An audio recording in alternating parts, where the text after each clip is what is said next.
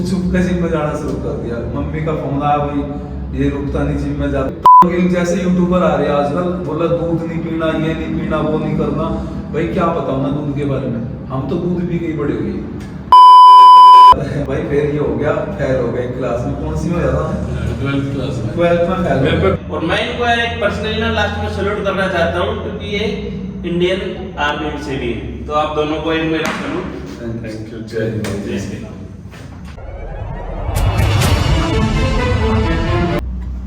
Hello guys, welcome to the brand new episode of the great Indians. आज हम आए हुए हैं लगभग दिल्ली से 100 किलोमीटर दूर मेरठ में। मेरठ सामने रोड पे एक जिम है, जिम का नाम है ASTF।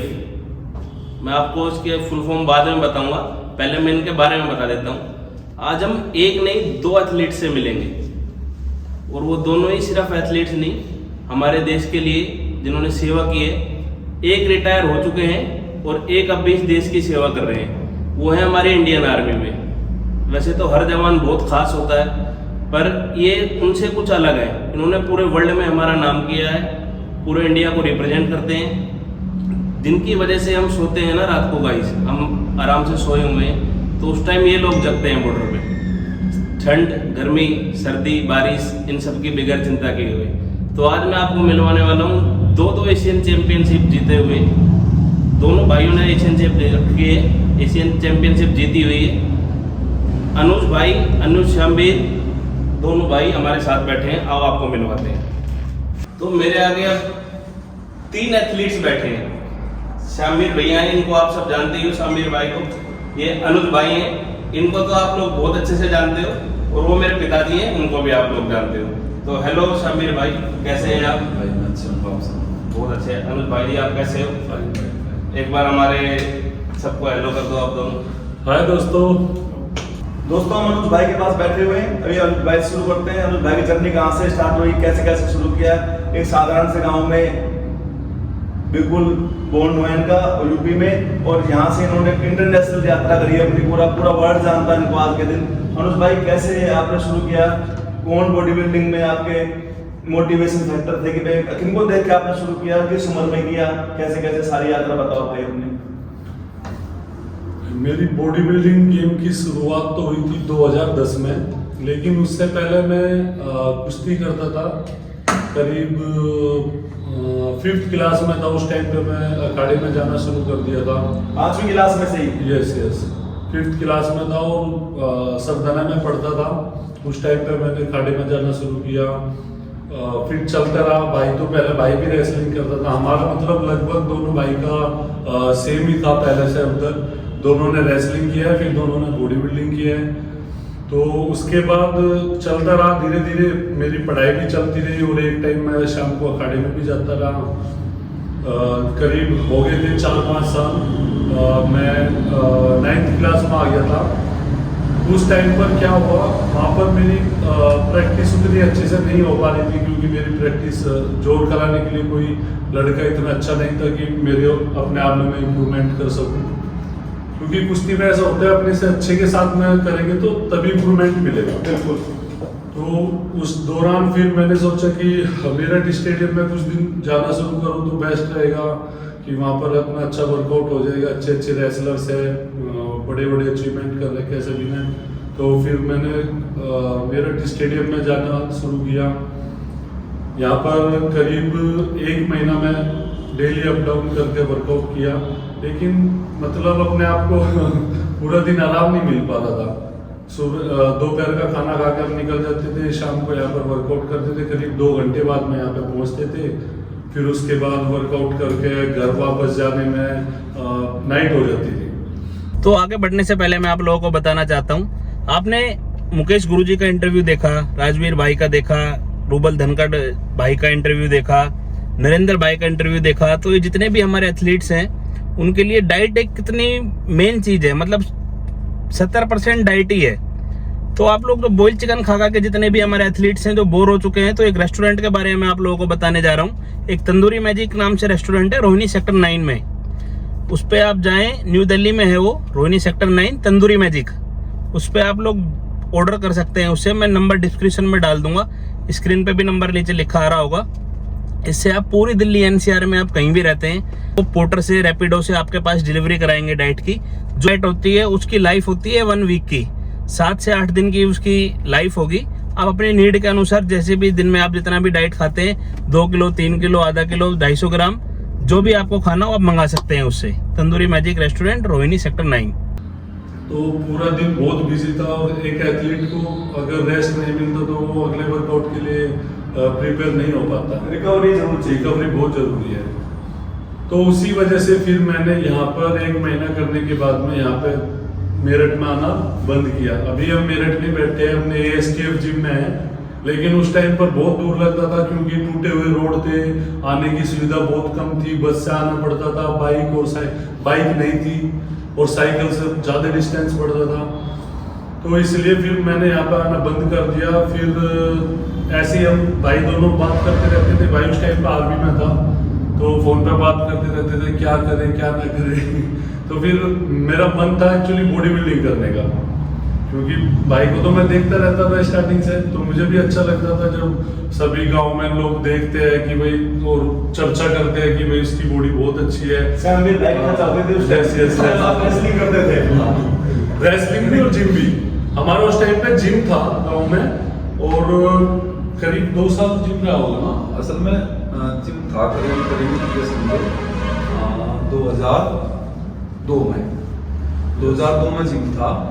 उसके बाद 2 साल जिम रहा, उसके बाद 2004 में मैं भर्ती हो गया और जिम वहीं पर रहा। जिम भी ऐसा दूसरे के मकान में रखा था एक कुछ सामान हमने। तो उसके बाद फिर भाई घर में कोई नहीं था, ये भी उस टाइम पे हड़का था। उस टाइम अखाड़े में जाता था। अखाड़े में जाता था, एज कम थी, मतलब ऐसे ही कुछ 12 साल का होगा। हाँ एज कम थी तो अखाड़े में जाता था। जिम संभालने लायक भी था और जिम में लगा भी नहीं सकते थे भाई। एक सबकी धारणा होती है कि भाई कम साल का बच्चा अगर जिम में आपने लगा दिया तो मसल ग्रोथ हो जाएगी, उसकी हाइट रुक जाएगी। तो हम इस वजह से ज्यादा वर्कआउट के लिए नहीं बोलता था मैं इसको, मगर भाई ज्यादा वर्कआउट नहीं करना, थोड़ा वैसे ही करना, रनिंग होगी स्ट्रेचिंग होगी ये ज्यादा करना। तो और उसके बाद फिर क्या हुआ, फिर जिम सेल कर दिया क्योंकि कोई देख रेख वाला नहीं था। कोई लड़के आते थे तोड़ फोड़ कर दी, किसी ने केयर की, किसी ने तोड़ फोड़ की, तो ऐसे ही कोई मतलब उसका थोड़ी सोड़ी था नहीं वहाँ पे, तो जिम सेल कर दिया।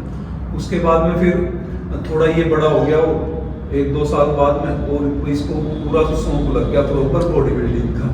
बोला भाई बॉडी बिल्डिंग ही करूँगा।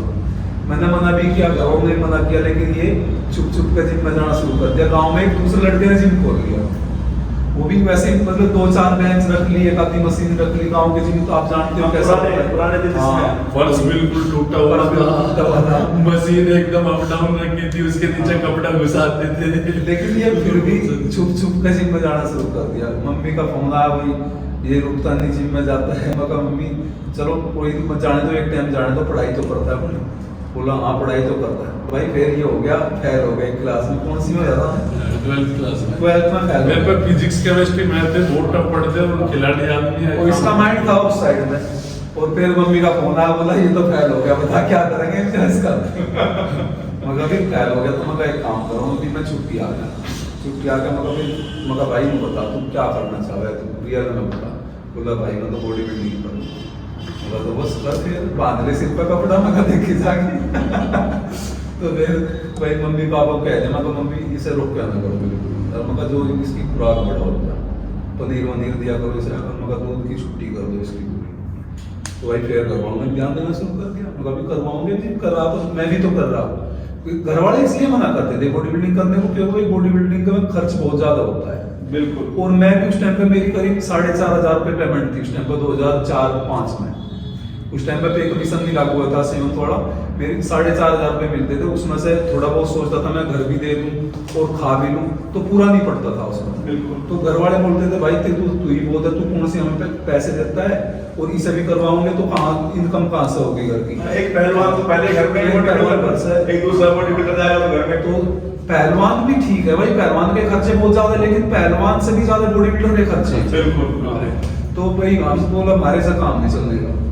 एक ऑलरेडी 5 सिस्टर है भाई हमारे, 5 सिस्टर है। उस टाइम पर 3 सिस्टर की शादी हो चुकी थी और 2 सिस्टर कवारी थी। तो भाई सब चीज सोचनी पड़ती है। पापा की पेंशन आती है, बस एक पापा भी आर्मी से रिटायर हैं, पेंशन आती है, जमीन कमी है, इतनी ज्यादा जमीन नहीं थी उस टाइम पे, तो सब बात सोचनी पड़ती है। बिल्कुल। तो भाई फिर मम्मी पापा बोला इसको रहने दे भाई, इसको मत करा, अगर नहीं भी कर रहा है तो इसका मन है तो इसको भी कराएंगे, मैं भी तो कर रहा हूँ। बिल्कुल। तो फिर इसको कराई भाई, घर वालों ने छूट कर दी भाई। मैं जितना मेरे से गाइड होता था, छुट्टी आता था, मैं करता था, बाकी फोन पे बातचीत होती रहती थी। मैं कहा बता भाई डाइट कैसी चल रही क्या, तो फोन पे बातचीत होती रहती सारी। तो फिर इसने शुरू कर दिया भाई, इसने एक साल में 10 kg वेट गेन बस, और मतलब 25 दिन में 10 kg बढ़िया वेट। फिर मैं इसी काम के लिए बिल्कुल फ्री हो गया था। पढ़ाई लिखाई अपने बारे में लाया, बॉडी बिल्डिंग करनी है बस। मैंने क्या किया, जो सबसे हल्के सब्जेक्ट थे ना 12th में, सबसे हल्के मेरे वाले चूज किए। मैं मतलब अभी बस मुझे पास होना है, बाकी कुछ नहीं चाहिए। बस फिर प्रॉपर उसमें ही लग गए। फिर तो मतलब जैसे मैं छुट्टी आ गई तो बहुत इंप्रूवमेंट था। अच्छा मैं बताता था भाई, बॉडी बिल्डिंग में मेन लेग्स होते हैं, लेग्स का ध्यान ज्यादा देना, क्योंकि लेग्स के और एब्डोमेन लगे मगर 50 पॉइंट इनके आधे नंबर लेग्स के, आधे पॉइंट इनके हो जाते हैं अगर ठीक से पॉइंट दे दो जैसे। बिल्कुल। तो भाई उसके बाद फिर लेग्स का प्रॉपर ध्यान दिया जाए, तो लेग्स इसमें बहुत, मैं जब छुट्टी आ तो बहुत इंप्रूवमेंट था इसके लेग्स में। मैं जब भी आता था बॉडी देखता, दिखा चल भाई बॉडी कैसी हो रही है। तो भाई ऐसा शुरुआत की। फिर थोड़े 1 साल के बाद में लगभग फिर एक भर्ती का पता चल गया भाई, ऐसे मेरे दोस्त जसवीर है मेरे साथ ही भर्ती हुआ था, तो उसके पास में कॉल आई, बोला भाई तुम दोनों हो जैसे अच्छे तगड़े थे भाई, जेनेटिक अच्छे थे। हमने 2-3 साल बाद में मेडल मारे थे, आर्मी में सेलेक्ट हो गए थे कैंप में वहाँ, और बिल्कुल नेचुरल थे हम लगभग। मुझे मेडिसिन का कुछ नहीं पता था, मेडिसिन क्या होती है, और भाई ना सप्लीमेंट खा था उस टाइम पे। अंडे भी मैं ट्रायल देकर, आर्मी में ट्रायल सिलेक्शन हो गया जब मेरा, अंडे भी मैंने तब खाने शुरू किए। उन्होंने कोच ने बोला अंडे खाने पड़ेंगे, तो अंडे भी तब खाने शुरू किए। ऐसे ही अनुज ने भी कोई सप्लीमेंट नहीं खा भर्ती होने तक, अब बस अंडे खाता था, ये अंडे दूध, बस यही डाइट थी हमारी, अंडे दूध पनीर, यही डाइट थी बस। हम ये नहीं बताना चाह रहे कि सप्लीमेंट नहीं खाना चाहिए, या हमने सप्लीमेंट कभी खाया ही नहीं। भाई का कहना ऐसा बिल्कुल भी नहीं है। आज ये जिस लेवल पे है वहां तक आपको सप्लीमेंट की जरूरत बिल्कुल पड़ेगी ही पड़ेगी। पर दोस्तों जो गांव का खाना होता है ना, वो ऑलरेडी बहुत स्ट्रॉन्ग होता है, तो वही खा खा के इनकी फिजिक पहले से ही बहुत अच्छी थी। स्कूल लाइफ से ही फिजिक इनकी अच्छी बताते थे लोग। पर रियलिटी तो है, देखो आजकल ये ना यूट्यूबर हो रही है नई ये ऊपर का है, वो कह रहा है ना तोता चना पाँच जगना। बिल्कुल है भाई, गिल जैसे यूट्यूबर आ रहे हैं आजकल, बोला दूध नहीं पीना, ये नहीं पीना, वो नहीं करना। भाई क्या बताऊं ना दूध के बारे में, हम तो दूध पी के ही बड़े हुए। दूध एक मतलब, अब चलो ठीक है, हम अगर खेल रहे कहीं कंपटीशन खेल रहे तो 2-3 महीने पहले दूध छोड़ते हैं, बाकी दूध नहीं छोड़ते हैं। दूध पहले से दूध कम से कम भाई 5-5 किलो दूध हमने पिया। रात में 1 डिब्बा मम्मी और दे देती थी अलग से। दिन में दूध पीते थे, चाय पीते थे सुबह को दोपहर तक, उसके बाद फिर दूध पीते थे, और 1 डिब्बा मम्मी और देती है 1.5 किलो का, पूरा रात को जब आप पूरा जब पी रहे। तो भाई दूध की पावर कुछ अलग ही है। दूध में तो मानता नहीं, दूध से बढ़िया कुछ है। दूध एक संपूर्ण आहार है। और मैं जहाँ तक मेरा मानना है भाई, देखो विदेश की तो बात अलग है, जो बाहर के बॉडी बिल्डर में तो मीट खाते हैं, 5 टाइम मीट खाते हैं वो, लेकिन हमारे पास में जो ग्रामीण आदमी है उनके पास में कोई ऐसा कोई स्रोत नहीं है प्रोटीन का दूध से अच्छा। ठीक है, दूध दही चाय से अच्छा हमारे पास में स्रोत नहीं है। ठीक है, अभी चैंपियनशिप जैसे खेलते हैं अनुज भाई, अभी मैं आप लोगों को बता दूं कि अनुज भाई आज जिस लेवल पे हैं, तो इनके जो गुरुजी हैं वो कोई और नहीं, इन्हीं के भाई हैं। ये एज में अनुज भाई शामिल भाई से 10 साल छोटे हैं, और इन्होंने आज तक सब कुछ तैयार किया है। जितने भी जिस भी लेवल पे हैं, तो उनके पीछे हाथ इन्हीं का है, गुरुजी यही हैं। तो एक देखो गुरु तो ऐसा है, देखो जैसे आर्मी में गया भाई, वहाँ दूसरे वहाँ पोस्ट थे, उन्होंने भी कुछ गाइड किया। ठीक है, मेरा भी ऐसा ही था, मैं आर्मी में गया, मुझे भी वहाँ अलग अलग सीनियर मिले, उन्होंने कुछ गाइड किया, कुछ किसी ने गाइड किया, कुछ किसी ने गाइड किया। लेकिन भाई अनुज देख, वर्ल्ड में भी गोल्ड मेडल आ गया इसका, एशिया में गोल्ड मेडल आ गया, लेकिन अब तक छोटी मोटी बात सारी शेयर करते हैं मेरे से। और भाई जितनी नॉलेज में है मैं बताता हूँ भाई, और नहीं तो अब तो खैर खुद तैयार है सब, ये लड़कों को खुद तैयार कर सकता है आप, ये इतनी नॉलेज है इससे। अभी भी हमको कुछ डाउट रहता है ना, आपस में फोन पर डिस्कस करते हैं क्या चीज लेने से अच्छा रहेगा, क्या खाना चाहिए, क्या वर्कआउट बेस्ट है, मुझे किस चीज पर ध्यान देना चाहिए, तो उन बारे में डिस्कस हम करके तभी करते हैं। डिस्कस चलता रहता है यहाँ भी, और जो अपने आर्मी में कोच है, उनके साथ भी अभी अपना आर्मी में कामराज सर है, तो उनके साथ भी डिस्कस होता रहता है। अनुज भाई, आपने फर्स्ट बॉडी बिल्डिंग कंपटीशन कब खेला, किस एज में खेला और कहाँ पे खेला, और क्या आपका मेडल आया उसमें? देखो, मैं इंडियन आर्मी ज्वाइन करने से पहले कोई स्टेज पर अपनी परफॉर्मेंस कभी नहीं किया मैंने, क्योंकि मैं आर्मी में ज्वाइन होने के बाद में ही मैं कंपटीशन खेलना शुरू किया है। मैं सिर्फ एक जिम करने वाला लड़का था उस टाइम पे, लेकिन बॉडी बिल्डर नहीं था। और मेरा जो फर्स्ट कंपटीशन शायद मैं एशिया सिलेक्शन ट्रायल की फर्स्ट स्टेज पर चढ़ा था। उससे पहले जूनियर में, उससे पहले कोई मैं स्टेज पे ही नहीं चढ़ा। 2010 की बात, 11 की बात हो, 2010 की बात है सर, 10 की 11 की बात। वो भी वहाँ पे वाई में हुआ था महाराष्ट्र में, तो वो मेरी शायद फर्स्ट स्टेज थी। और मैं तैयारी करके मेरा फर्स्ट कंपटीशन मैंने खेला 2012 में। 2012 में भी फोर्थ था नेशनल। हाँ, सीनियर नेशनल में फोर्थ था 90 kg में, और मिस्टर कर्नाटका और मिस्टर बेंगलोर का टाइटल लिया था 2012 में। वो मेरा फर्स्ट कंपटीशन था जब मैं तैयारी करके खेला था कि हाँ भाई अभी कटिंग किया था उस टाइम पर। 2012 में फर्स्ट टाइम मैंने कटिंग किया, उसी में मेडल आया आपका। मैं टाइटल लिया, कर्नाटका में टाइटल लिया था, बेंगलोर का टाइटल लिया था, और मिस्टर इंडिया में मेरी फोर्थ पोजीशन थी 90 kg। तो उसके बाद फिर आपने क्या सीखा कि मतलब एक फोर्थ पोजीशन पे आया हूँ मैं, तो अब मेरे को क्या करना चाहिए? कि दोनों भाइयों ने सलाह दी कि भाई अब गोल्ड तक जाने के लिए हम क्या करें, तो सब जर्नी बताओ कि कैसे कैसे फिर आप वहां से आए, कैसे फिर? उस टाइम पे भाई और मैं दोनों नेशनल के लिए गए हुए थे। भाई का 85 kg में 80 kg में सिल्वर मेडल आया था, और मेरी फोर्थ पोजीशन आई थी। दोनों उस इवेंट में गए हुए थे जो कर्नाटका बिदर में हुआ था। फिर 90 प्लस में 190 नहीं खेला। उसके बाद कई साल का गैप लग गया थोड़ा।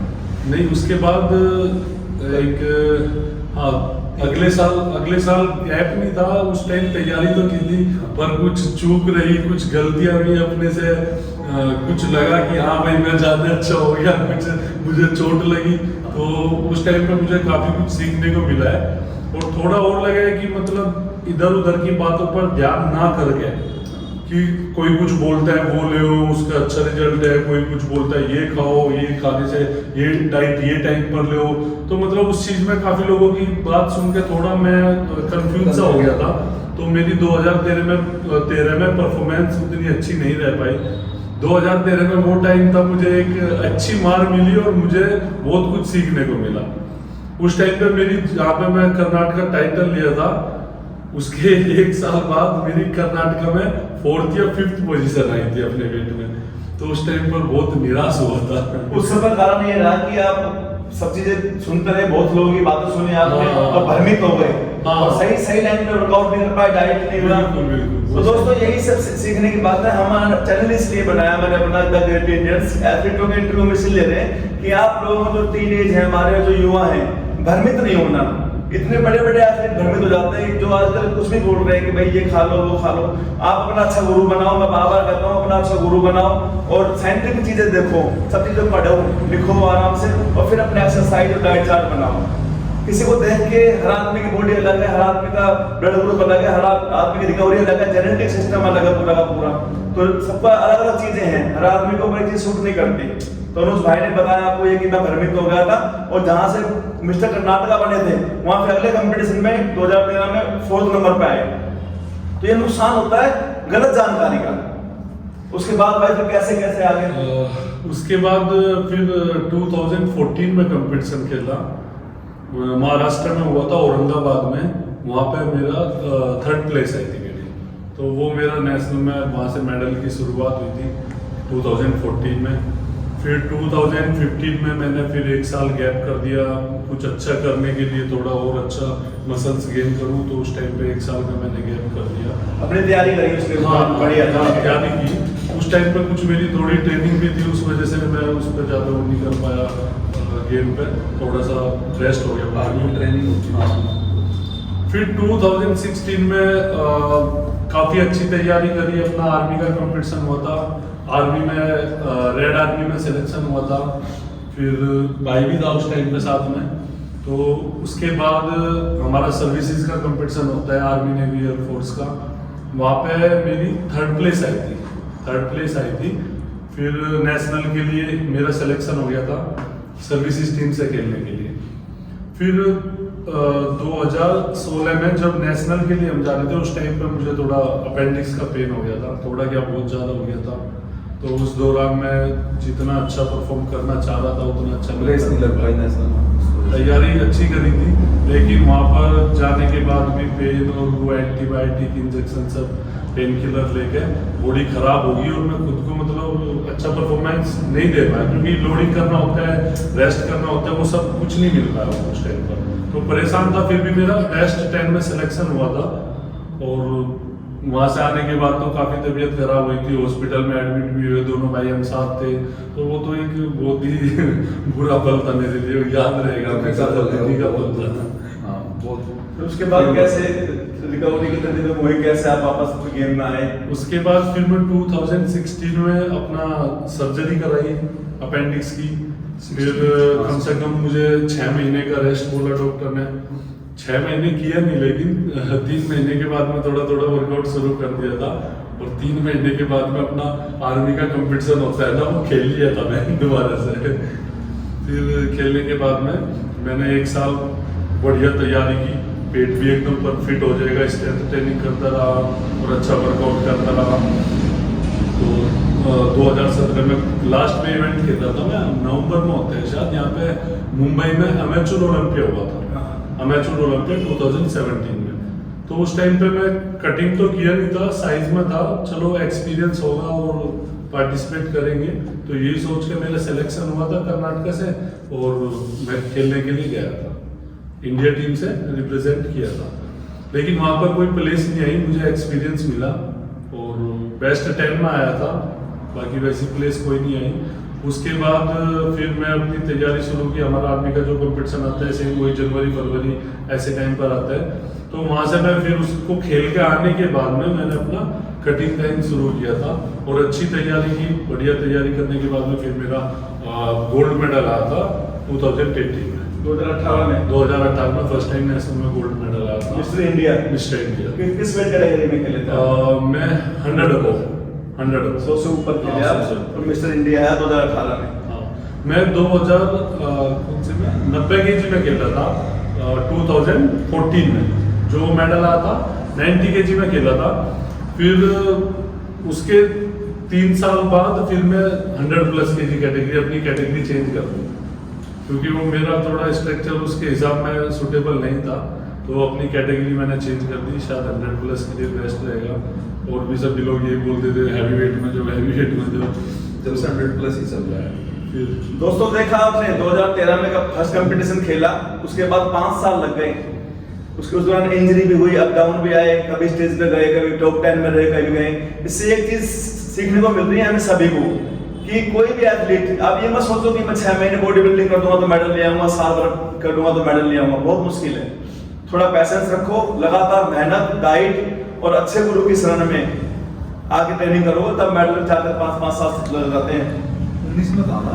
उसके बाद भाई 18 के बाद 18 में नेशनल में गोल्ड मेडल था, प्लस इंडिया का मोस्ट इम्प्रूवमेंट बॉडी बिल्डर का भी अवार्ड मुझे मिला था 2018। उसके बाद की यात्रा फिर 2019 में फिर दोबारा से गोल्ड था, पर ओवरऑल टाइटल में मुझे रनर अप मिला था। फिर रनर अप मिला ओवरऑल में सेकंड हो गया। हाँ, और फिर 2019 में एक ओपन इंडिया क्लासिक होता है अपना मिस्टर सरायघाट के नाम से, उसमें मैं टाइटल लिया था, ओवरऑल चैंपियन बना था।